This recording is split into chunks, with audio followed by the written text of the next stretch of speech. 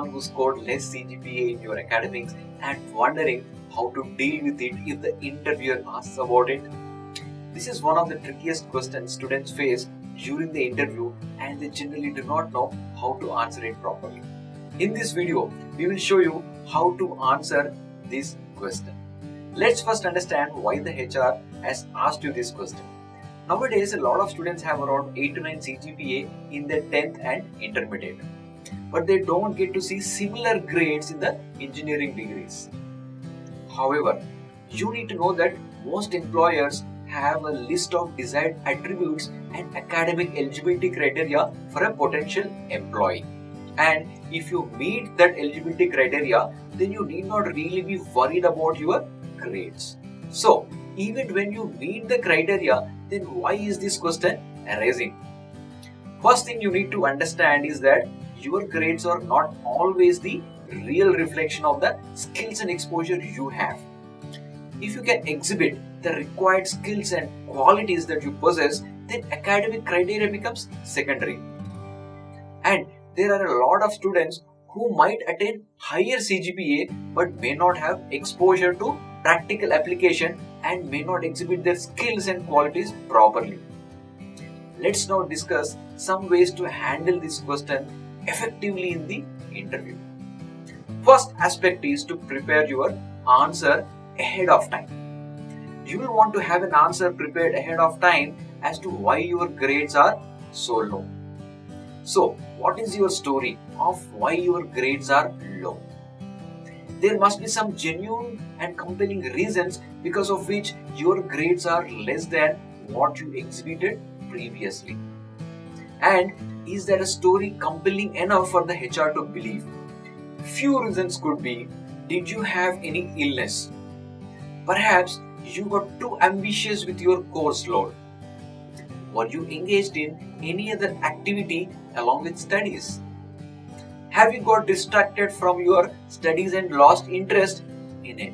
Whatever the case is for you, be ready to answer the question. Take responsibility for it and then spin it into a positive. For instance, if you are engaged in other activities that help you in gaining practical exposure, describe the skills you learned, the work ethic you developed, and how balance of academics and practical exposure makes you the ideal candidate. Or if you got distracted in between, then talk about how you bounced back, how hard you had to work to regain the grades that you have. Similarly, whatever could be the reason, being prepared with your answer helps you a lot in handling this question. Next aspect is to take responsibility for your actions. Employers want to hire candidates who can own up their mistakes. In particular, if you can focus on what you have learned from the experience so you won't make a similar mistake again. Next aspect is stay confident. Now, while answering this question, you need to stay confident. Do not let the interviewer take over you or your confidence. This is a chance for you to show them that you can perform under pressure and you learn from past mistakes and failures. This will help an interviewer understand how well you can perform your duties in the job. Next aspect is to shift the focus from grades to skills and qualities. Most of the HRs ask this question if you have not displayed your qualities and skills effectively, and they might also want to check how spontaneous you are. Hence, instead of dwelling too much on your low academic performance, it is better to talk about the qualities and skills that you possess. On any given day, your practical application to the knowledge that you have acquired will overpower the academic performance. We have come up with a sample. You can build your response based on what is relevant for you.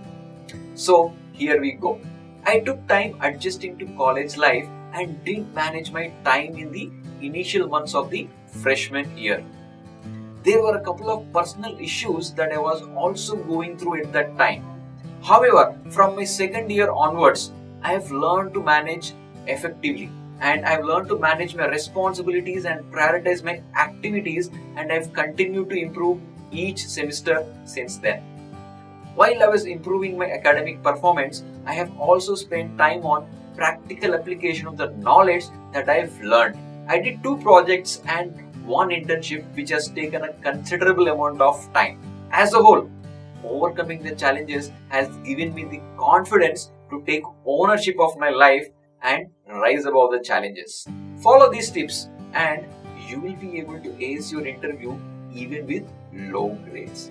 Remember that it is not about the low grades but what skills you have or how can you add value to the organization that is important.